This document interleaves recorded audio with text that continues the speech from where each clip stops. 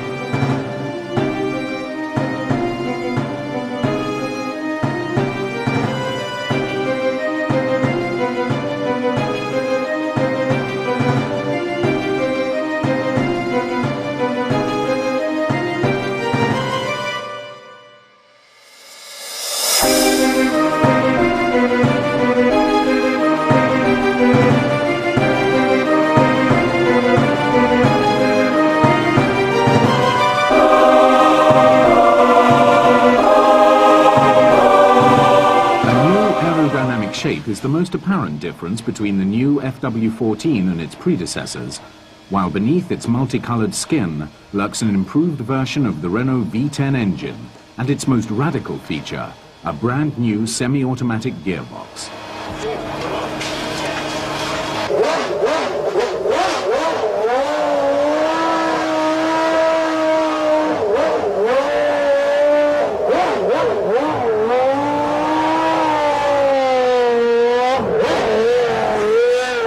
Er stond er nog iets over de regels van volgend jaar.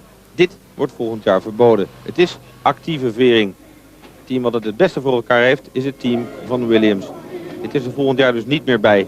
En u ziet het inderdaad goed. Deze auto is niet dood, hij leeft.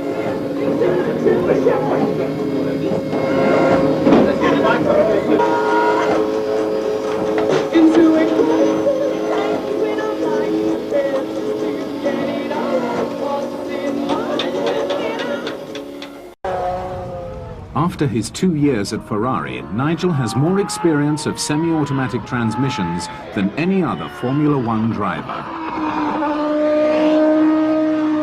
First laps in the car are cautious, almost tentative, the driver feeling out every nuance of his new steed.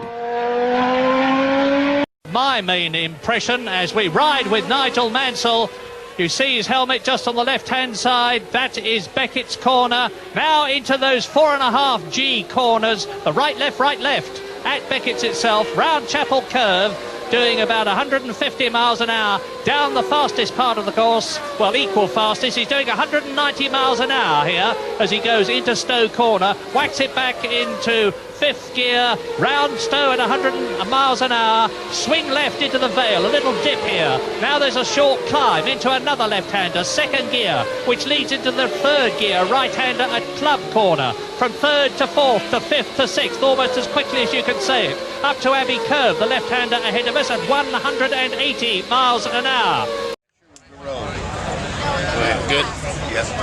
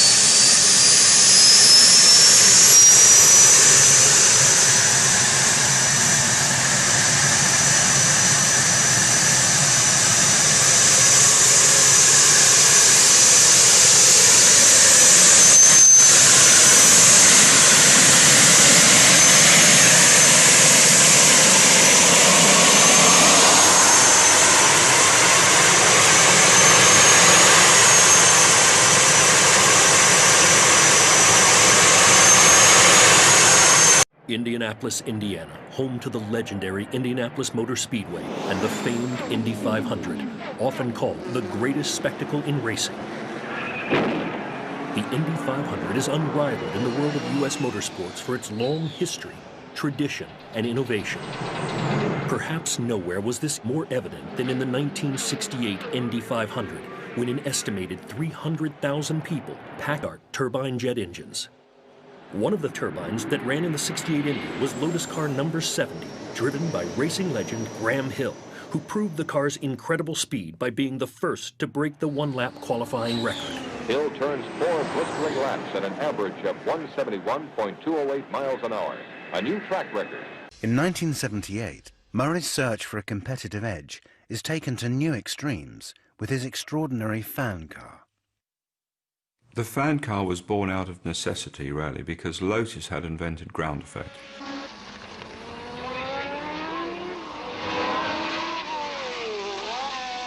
Colin Chapman's Lotus team have worked on their aerodynamics to achieve so-called ground effects, sucking the car to the track and thus allowing more grip and higher cornering speeds. Lotus's success is a challenge to all the teams. Murray urgently needs inspiration, and he finds it in the rulebook with a loophole in the wording. The regulations state that a movable device, primarily used to give an aerodynamic advantage, is not allowed. Murray therefore designs a large fan which, he can argue, is primarily to cool the engine, but with the crucial side effect of sucking the car to the road.